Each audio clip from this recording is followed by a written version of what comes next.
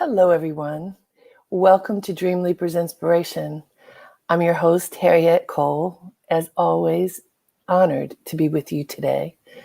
It's a beautiful day. Have you looked outside? See, the sun is shining. Wherever you are, I know the sun is shining, even if there's a little bit of cloud. Where I am, it's just beautiful here in New York City, in Harlem. And I'm happy to be here and happy to be connected to you. What interesting times we are going through, huh? I mean, unprecedented, hard to put your finger on. Where should you be in the midst of all that is swirling around us in this moment? How do you fit yourself into this moment and the experiences, the thoughts, the feelings, the concerns, the agitation, the questions? How do you fit in to what's going on in our world?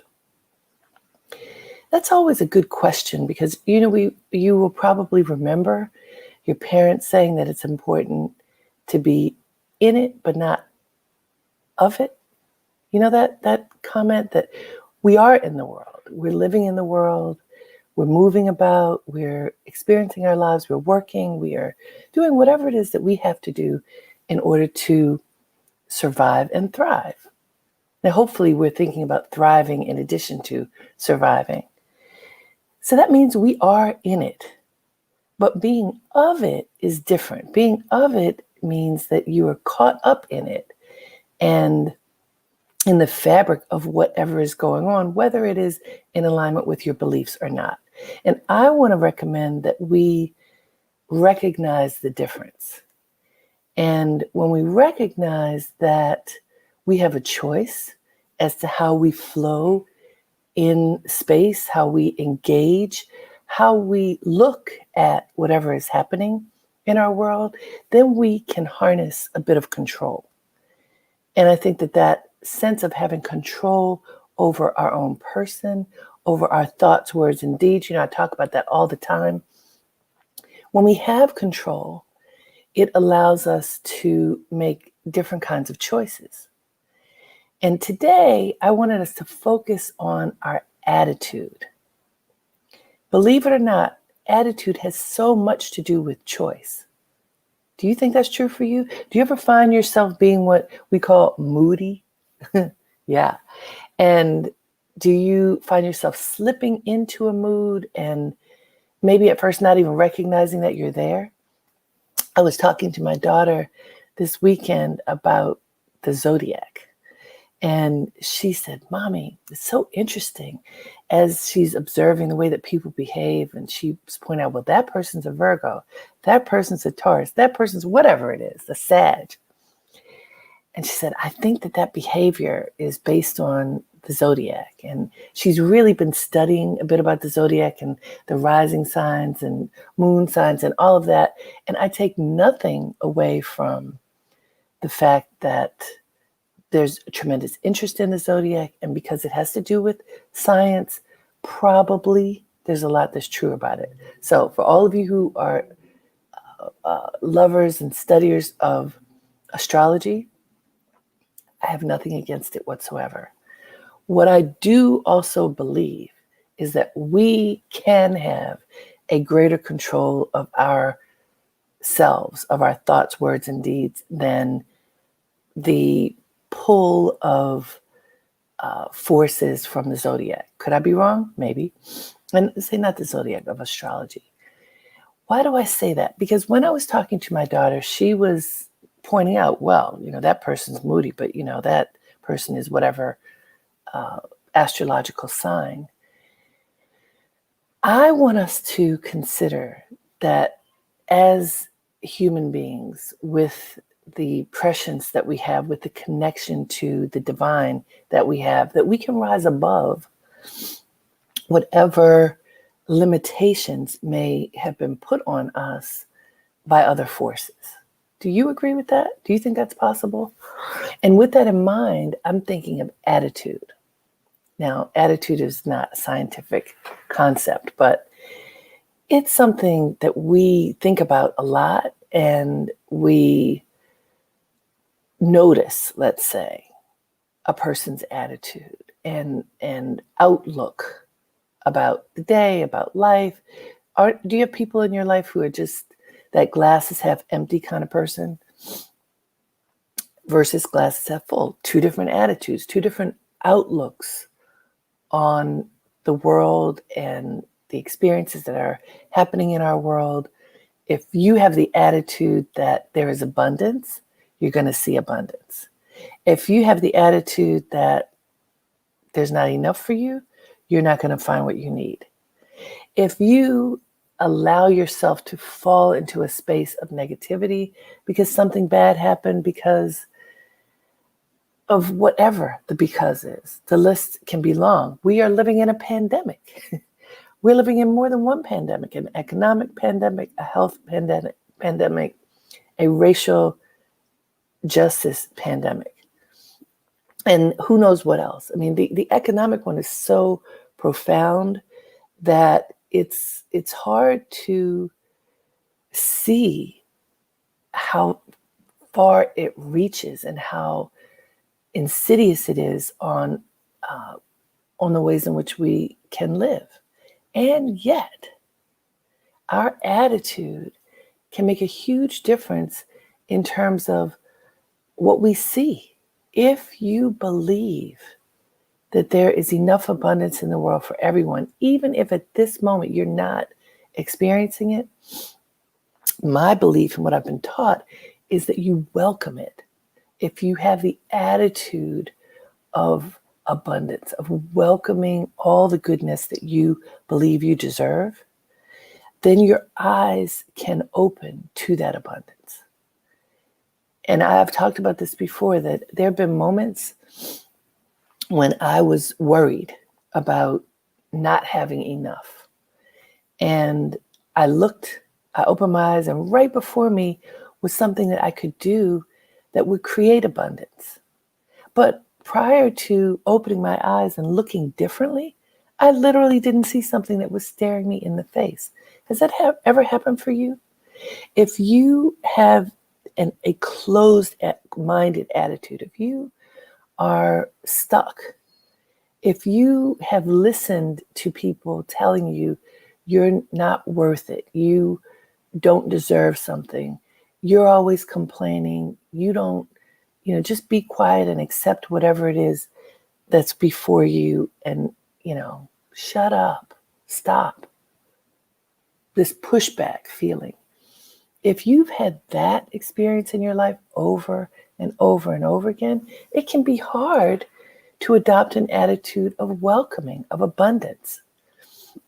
Now, I have a friend who is so inspiring to me because regardless of what he has gone through, he has kept a positive attitude.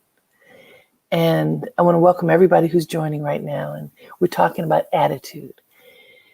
This friend of mine had the experience of having his mother pass suddenly.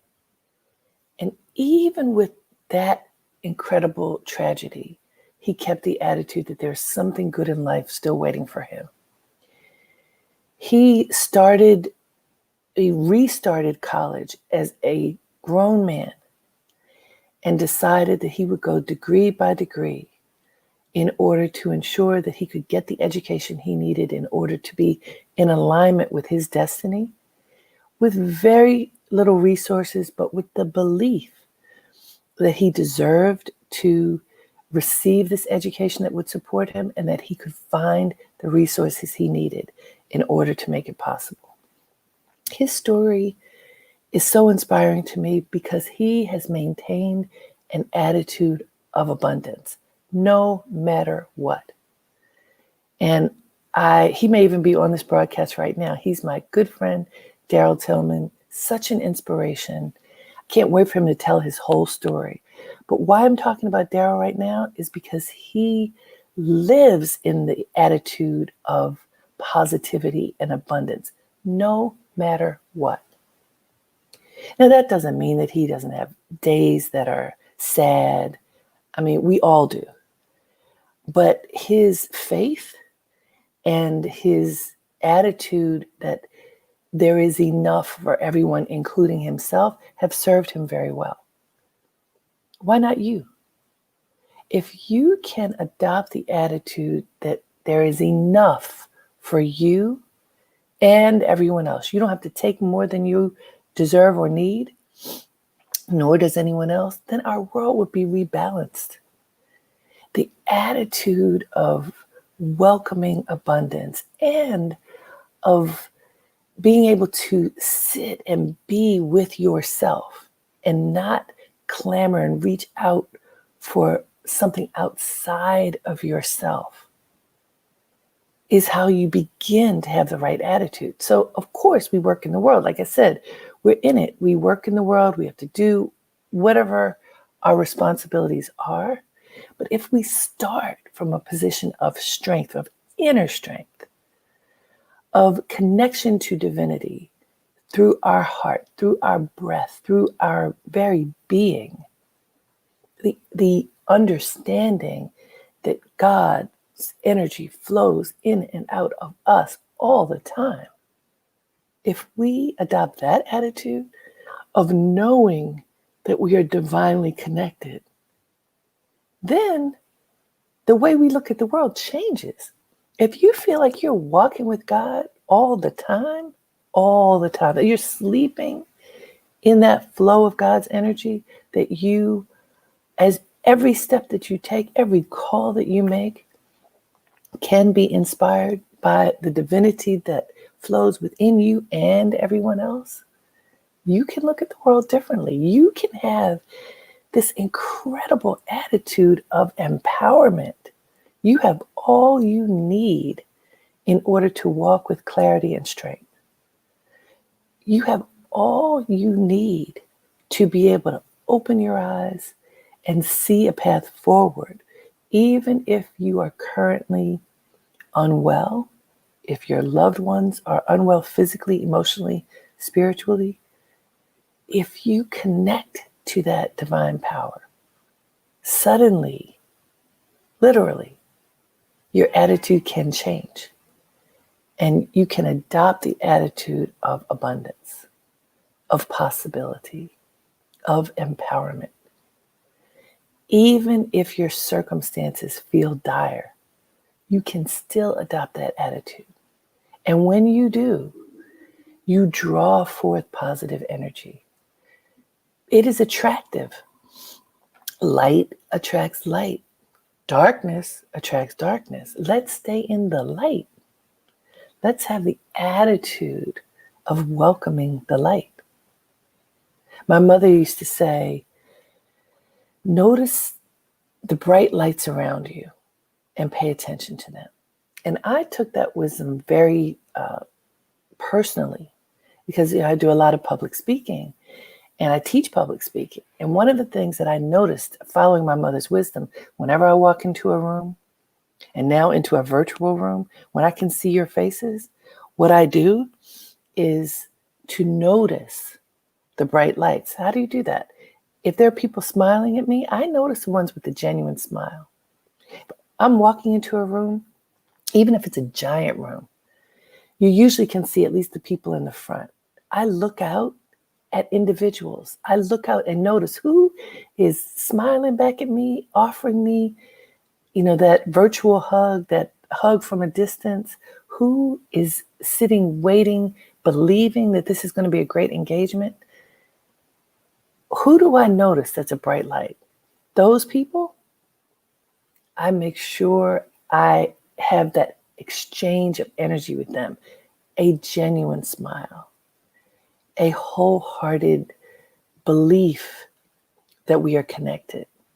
And then, to my mother's wisdom, notice the bright lights in the room, you stay in touch with them. So over the period of my career now, many, many years, I have done my best to stay in touch with people who stood out, who have stood out in my world for different reasons.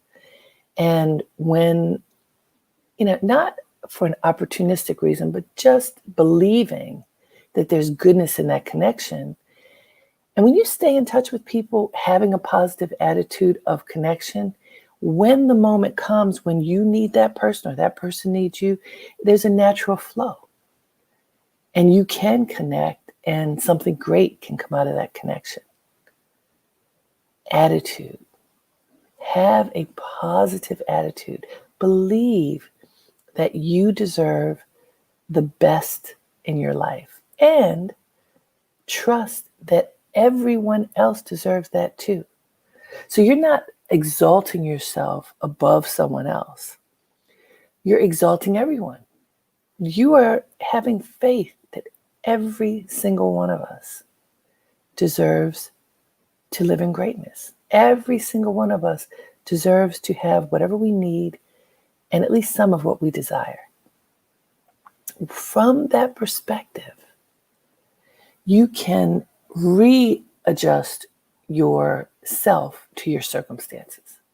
If you feel that you've had an overabundance of whatever it might be, share. Don't clutch things that you don't need anymore. Share. Offer some of your bounty to others. If you feel that you don't have what you need and you're suffering, offer your time and talents in service. That may seem counterintuitive, but when people feel contracted, brittle, hungry, spiritually hungry, if you volunteer for at a soup kitchen, volunteer at a church, volunteer somewhere that will accept your volunteering right now, not only will you soften on the inside, you probably will get food, literally. It's amazing how the attitude of service, of offering, can change your life. When you approach a situation from the attitude of service, you offer humility, even if you don't consider yourself a humble person normally. It's like you're bowing to the moment, to serving the moment rather than seeing what you can get. See the attitude shift to service rather than entitlement.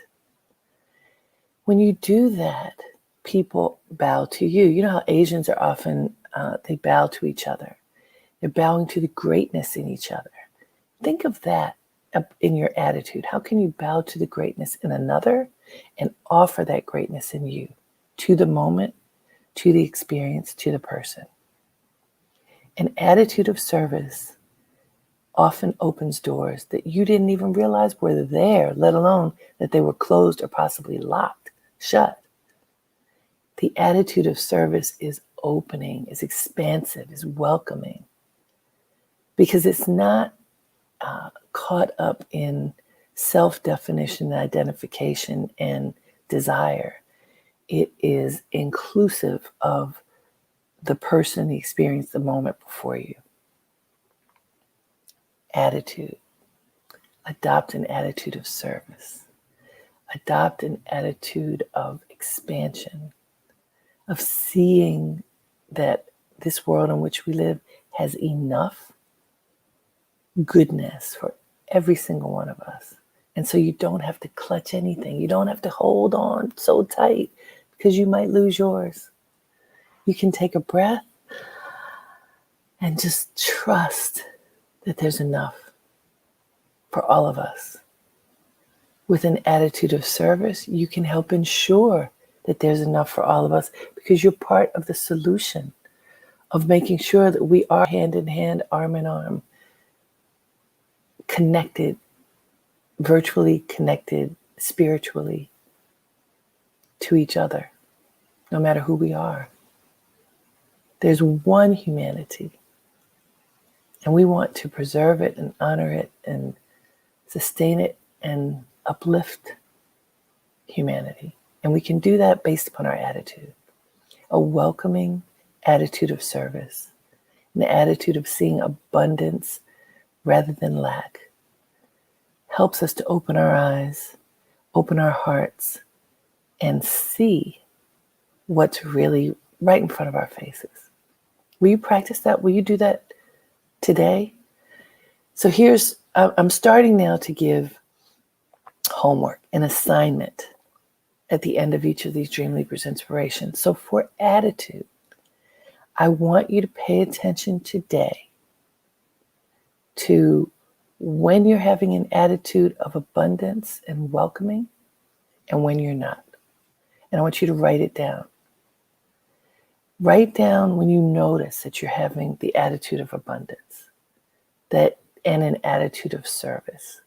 What are you doing? What's happening? What are you feeling?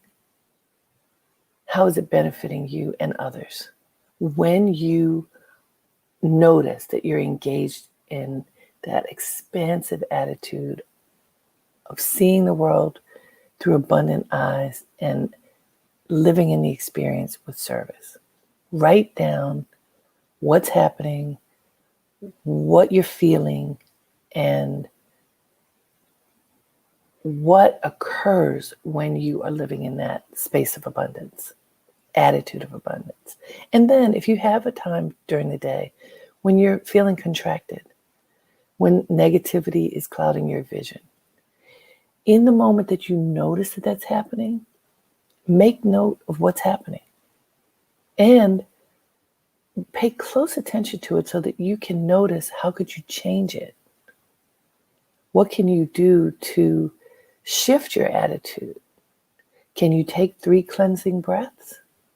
And that helps you to redirect your steps and your vision. Can you sit back and observe the whole situation, look at your role in it, and decide, I could do this something differently right here. Pay attention.